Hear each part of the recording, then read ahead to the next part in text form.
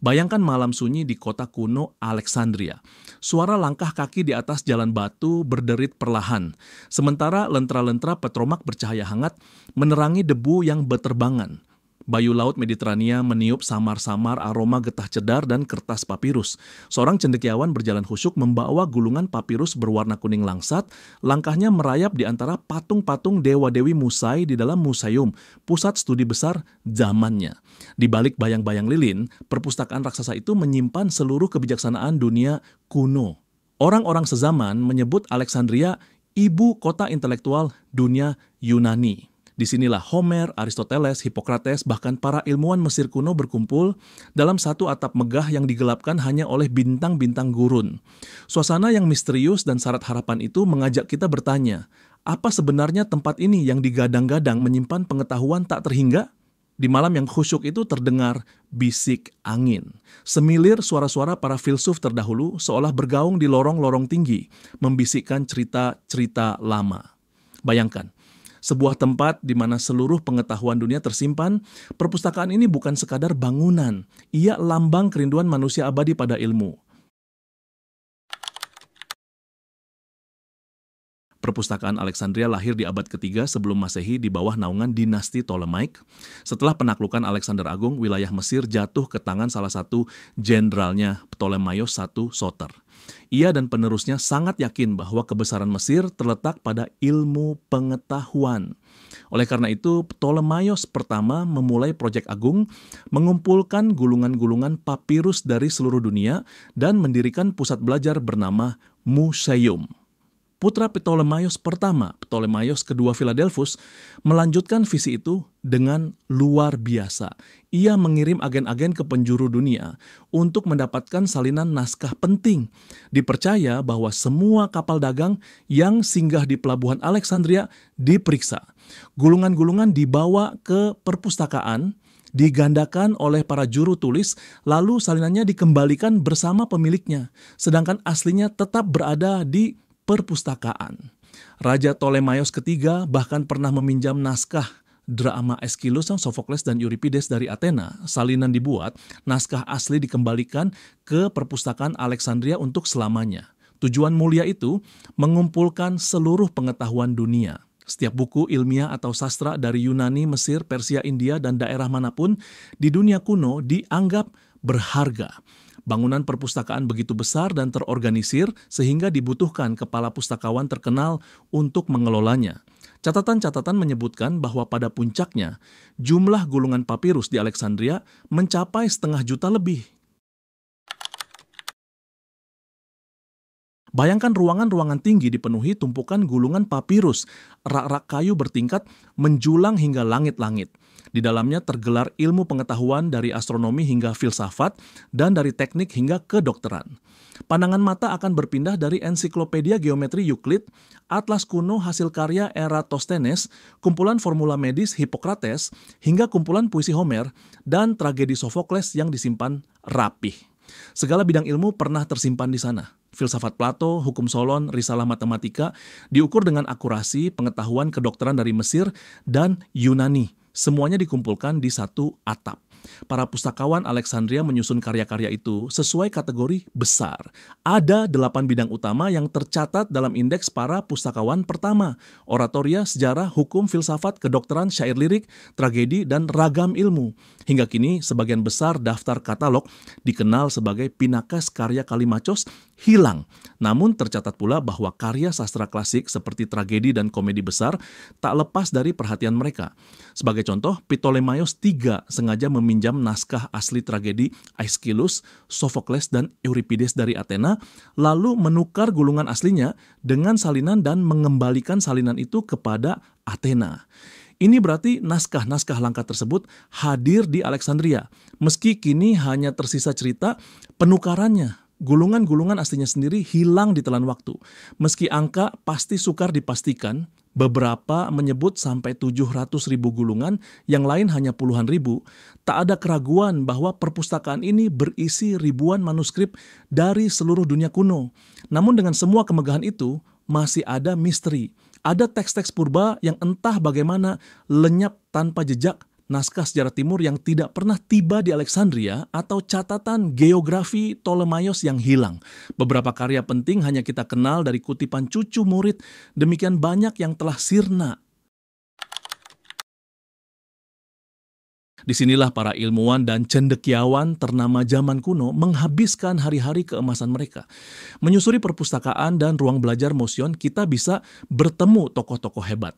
Archimedes yang memelopori prinsip tuas dan pompa air, Euclid yang merumuskan dasar-dasar geometri, Eratosthenes yang berhasil mengukur keliling bumi secara menakjubkan, dan Hipparchus yang memetakan bintang-bintang luar angkasa.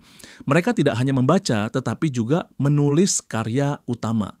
Euclid misalnya diyakini menulis karya monumentalnya Elemen di Alexandria pada masa pemerintahan Ptolemaios pertama.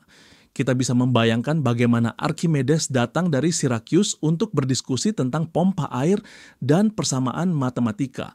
Di sana ia dikisahkan mengamati banjir tahunan Sungai Nil dan mengembangkan skrup Archimedes, alat untuk mengangkat air yang kini kita kenal.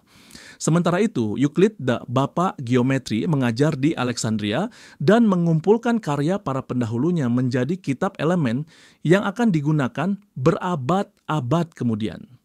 Eratosthenes lebih hebat lagi, menjadi kepala perpustakaan sekitar 240 sebelum Masehi. Dengan berbekal pengetahuan dari koleksi perpustakaan, ia mengukur keliling bumi dengan akurasi luar biasa hanya dari perbedaan bayangan tongkat di dua kota jauh. Ia juga menggambar peta dunia pertama berdasarkan informasi pelayaran dan laporan penjelajahan yang tersimpan di sana. Setiap ruangan studi penuh kegiatan, diskusi geometri diikuti seminar filsafat, percobaan kedokteran dilakukan di bangsal anatomi museum, semuanya di bawah atap yang sama. Setelah berabad-abad menjadi mercusuar ilmu, tiba-tiba perpustakaan itu lenyap. Julius Caesar adalah nama pertama yang sering muncul dalam legenda kehancuran. Pada 48 sebelum Masehi, saat menggempur sekutu Ptolemaios III, Caesar terjebak dalam pengepungan di pelabuhan Alexandria. Ia memutuskan membakar kapal-kapal musuh yang terikat di dermaga. Kobaran api itu menurut penulis kuno menyebar hingga gedung perpustakaan, menghancurkan banyak gulungan.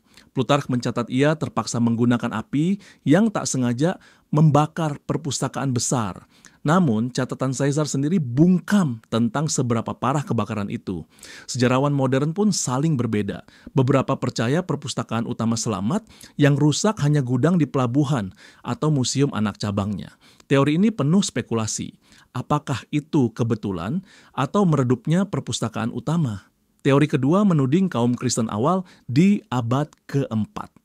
Setelah tahun 391, Kaisar Theodosius pertama mengharamkan segala kuil berhala. Uskup Alexandria Theophilus memimpin serangan ke Serapeum, kuil Serapis, tempat perpustakaan cabang berada. Menurut saksi sejarah, Theophilus dan pengikutnya menghancurkan patung Serapis dan menjarah Serapeum. Sejarawan kontemporer menyebut tempel itu diratakan hingga pondasinya.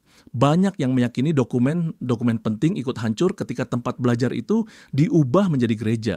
Namun ada pula pendapat bahwa perpustakaan utama mungkin sudah lama kosong. Kehancuran ini hanya meruntuhkan bangunan fisik Serapeum. Faktanya, setelah kejadian ini tidak ada lagi jejak nyata perpustakaan besar, lembaga berpindah tangan, Kristen melarang tulisan pagan, dan Alexandria perlahan tenggelam dalam normal baru agama barunya. Teori ketiga yang populer di masa kini menyebutkan penyerbuan Muslim oleh Amr ibn al-As pada 642 Masehi. Legenda abad pertengahan Arab menyatakan Khilafah Umar memerintahkan pembakaran naskah-naskah kuno tidak sejalan dengan Al-Quran. Namun para sejarawan serius mencatat cerita itu baru muncul 7 abad kemudian dan Sir Edward Gibbon menyebutnya karangan belaka. Tidak ada kronik kontemporer menyebut peristiwa itu. Justru perpustakaan Alexandria tidak lagi muncul dalam catatan sejarah setelah kekacauan abad keempat. Dengan demikian, banyak ahli berpendapat perpustakaan itu telah mati suri jauh sebelum penaklukan Muslim. Narasi pembakarannya tampaknya lebih mitos romantis yang tumbuh di Eropa pada masa Renaissance. Kehancuran perpustakaan ini meninggalkan luka besar pada sejarah. Bayangkan jika semua gulungan itu masih ada, betapa jauh peradaban manusia bisa melangkah. Ada spekulasi. Mungkinkah revolusi industri terjadi ratusan tahun lebih awal jika manusia memperoleh mesin uap dari peradaban kuno? Dahulu insinyur Alexandria bernama Heron memang sudah menciptakan Aeolipile, semacam mesin uap primitif. Ia mendeskripsikan perangkat uap pembangkit tenaga yang menggerakkan roda air, karya yang sangat maju untuk zamannya. Sebanyak apapun pujian kita pada Heron sekarang, banyak ide briliannya yang punah.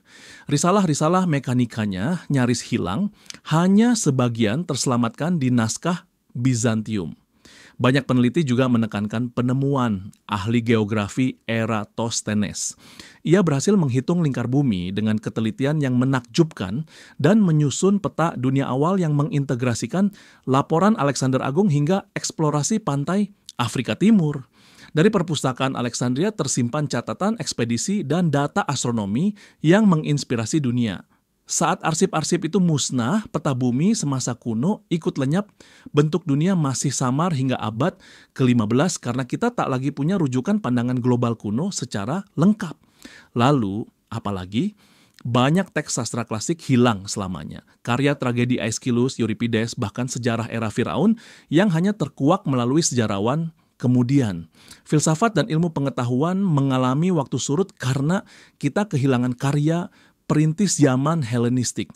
Para cendekiawan percaya banyak ilmu baru yang tertunda kemunculannya karena hanya ada di sana. Algoritma matematika yang terlambat ditemukan berabad-abad atau pengetahuan tentang mekanika dan optik awal yang harus ditemukan ulang. Apa yang bisa disimpulkan? Bukan cuma gulungan papirus yang dibakar, tapi juga masa depan alternatif peradaban kita ikut menguap. Meski demikian, harapan tak sepenuhnya padam. Banyak naskah berhasil diduplikasi dan tersebar sebelum atau sesudah kehancuran. Karya Homer, Plato, hingga pengobatan Galenus sempat disalin dan disimpan di perpustakaan lain. Dalam abad-abad selanjutnya, pusat-pusat belajar baru muncul.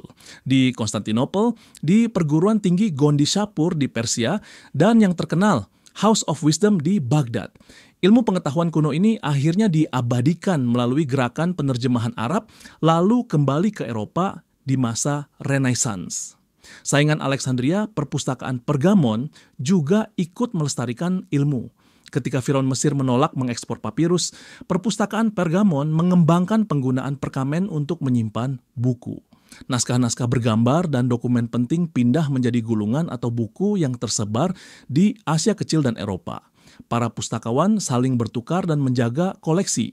Bahkan diperkirakan banyak gulungan yang terkubur di reruntuhan Serapeum atau museum kuno lainnya menunggu ditemukan arkeolog modern.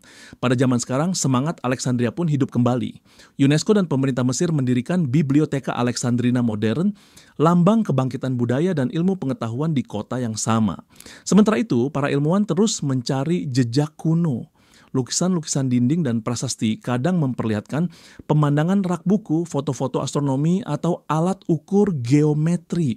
Setiap temuan kecil menegaskan bahwa bagian-bagian pengetahuan kuno kita masih tersembunyi di bumi, di balik pasir, dan waktu. Koleksi lengkap tak ada, tetapi warisan yang sempat tercipta tetap melekat, memungkinkan ilmu lama menyusup ke generasi berikutnya melalui aliran dan salinan yang tak terputus. Pada akhirnya, perpustakaan Alexandria tetap menjadi simbol agung kerinduan manusia pada pengetahuan. Ia adalah cahaya ilahi, penakluk kebodohan yang menyinari dunia selama berabad. Namun ketika kobaran api tragedi menyala, yang musnah bukan sekadar lembar gulungan papirus, melainkan juga masa depan yang terbayang, generasi-generasi yang mungkin menguasai ilmu lebih cepat, menyelesaikan misteri dunia dengan gemilang. Kini kita menatap reruntuhan dengan penuh haru. Asap yang mengepul dari bangunan perpustakaan kuno adalah metafora dari kenyataan pahit. Satu syair harapan yang terurai menjadi debu. Ketika para pendongeng mengatakan semua hilang terkubur api dan tidak ada lain yang tersisa, sebenarnya kita tahu ilmu tidak mati hilang, ia hanya tertunda. Setiap buku yang kita baca hari ini adalah titipan dari generasi yang bertahan. Lagu perdananya bersaut dari perpustakaan Alexandria, tempat berdetaknya jantung sejarah ilmu. Dan ketika obor masa lalu itu dipadamkan, muncul jutaan obor baru di perpustakaan dan universitas seluruh dunia yang terus menyalakan api keingintahuan, memastikan bahwa cahaya pengetahuan abadi takkan pernah benar-benar padam. Apa yang terbakar di Alexandria bukan hanya tinta di papirus, tapi juga sebagian mimpi kita tentang peradaban. Namun ingatlah, ilmu sejati abadi terlahir kembali dalam setiap ide baru. Semoga semangat Alexandria tetap menyala di hati setiap pencari kebenaran.